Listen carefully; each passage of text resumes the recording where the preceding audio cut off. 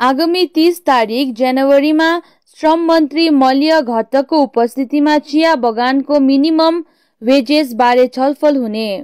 चिया बगानमा minimum wages मुद्दालाई लिएर सिलगढीको डागापुर स्थित श्रमिक भवनमा मिनिमम वेजेस समितिको महत्त्वपूर्ण बैठक आयोजित गरिएको थियो।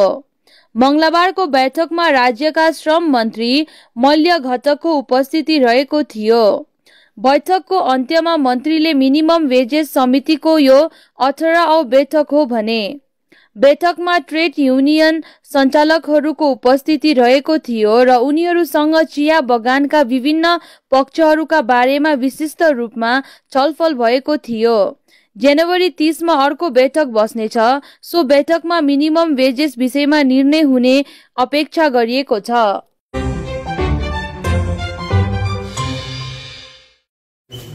মিনিমাম ওয়েজেস আমাদের একটা কমিটি করে দিয়েছিলেন, আমাদের মাননীয় মুখ্যমন্ত্রীর নির্দেশেই করা হয়েছিল।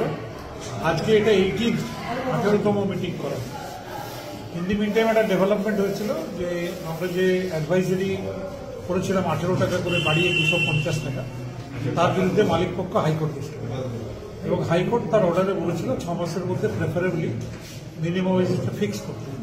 আজকে আমরা আবার বসেছিলাম, বসার পরে খুব ভালো আলোচনা হয়েছিল এবং নেক্সট মিটিংটা আবার 30 তারিখে ডাকা হবে।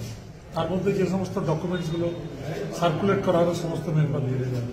আশা করি 30 তারিখে কোনো একটা ভালো পজিটিভ 30 জানুয়ারি 30 মানে এমনকি এক্সিস্টিং যেটা 250 টাকা করতে আছে আজ 300 100 কিছু বলবো না।